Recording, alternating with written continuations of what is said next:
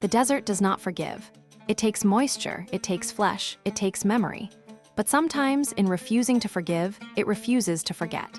In the driest heart of Central Asia, beneath dunes that swallow rivers whole, the sand has been keeping bodies intact for over 3,000 years. Their skin is leathered, but their faces are calm. Their hair is still braided. And wrapped around their shoulders, still holding its color after 30 centuries, is plaid cloth. Not silk. Not anything that belongs to the empire that would one day rise around this basin. Plaid. The kind of woven pattern you would expect to find on a loom in the Alps, not in the middle of the Taklamakan desert. This is the story of the Tarim Basin mummies, and the textile mystery that refuses to sit still inside the boundaries historians built for it. The Taklamakan desert sits in the western reaches of China, in a basin so arid that its name is often translated, perhaps too dramatically, as the place you enter and do not leave. Surrounded by mountains on nearly every side, it traps whatever moisture tries to enter and lets almost nothing escape.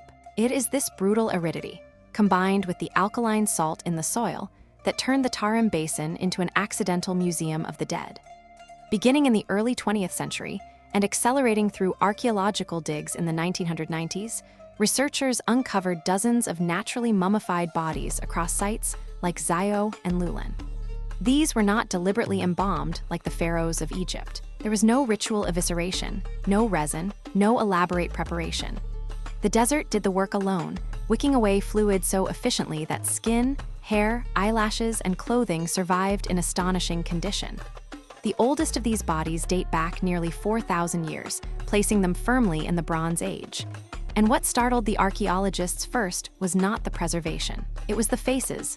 High cheekbones, deep-set eyes, in some cases reddish or light brown hair. These were not features anyone expected to find at the crossroads of ancient China. The world took notice, but the deeper mystery was still buried, quite literally, in what these bodies were wearing.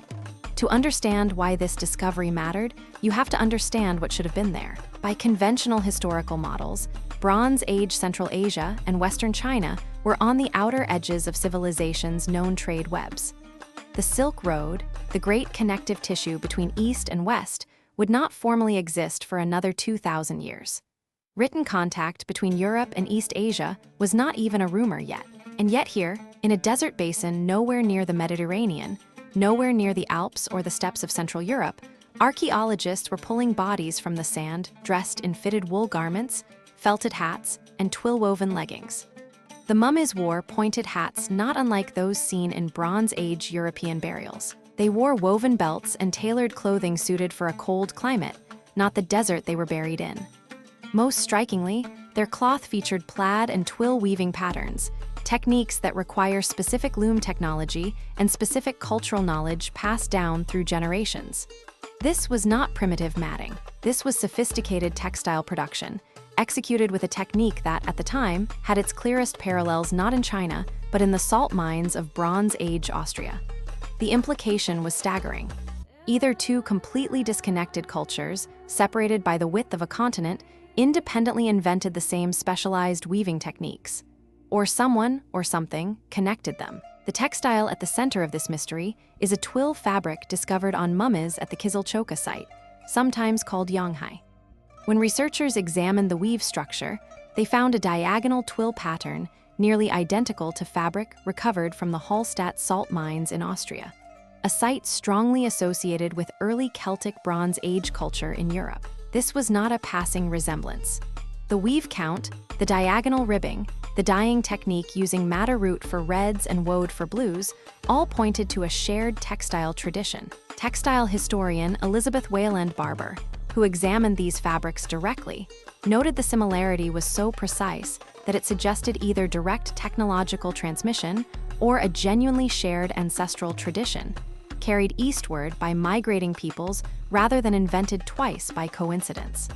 Consider the distance involved. From the salt mines of Hallstatt to the Tarim Basin is roughly 4,000 miles as the crow flies, and considerably more along any plausible ancient travel route through mountains, steppe, and desert. There was no known trade network, no recorded contact, nothing in the conventional historical timeline that explains how a specific loom technique traveled that distance and took root in an isolated desert basin more than 1,000 years before Marco Polo's ancestors would have dreamed of the journey. The cloth does not lie. Someone made this connection possible. The only question left was who. When genetic testing entered the conversation in the 2000s and intensified through more advanced DNA studies published in the following 2 decades, the story became more complicated rather than less. A landmark 2021 study published in Nature analyzed the genomes of the oldest Tarim Basin mummies and found something nobody expected. Genetically, these people were not predominantly of Western Eurasian steppe origin at all. They appeared to be a genetically isolated population, descended largely from an ancient North Eurasian lineage related to Upper Paleolithic Siberians, with surprisingly little admixture from the Bronze Age steppe migrants historians assumed must have brought the textiles with them. This created a genuine academic standoff. If the DNA shows local genetic isolation, but the textiles show unmistakable technological connection to Bronze Age Europe, then the people themselves were not the primary vehicle of transmission. The technology moved. The genes largely did not. Scholars like J.P. Mallory and Victor Mayer, who spent decades studying these mummies directly, argued that this points to something subtler than mass migration.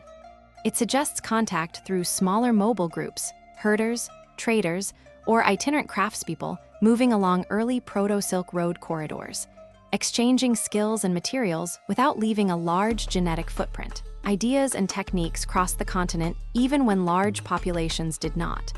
This is the tension that makes the Tarim mummies endlessly fascinating. The bones tell one story of isolation. The threads tell another story of connection. Both are true, and reconciling them requires abandoning the simple picture of ancient history as isolated, disconnected pockets of civilization. What the Tarim Basin mummies ultimately demonstrate is that the ancient world was never as sealed off as textbooks once implied.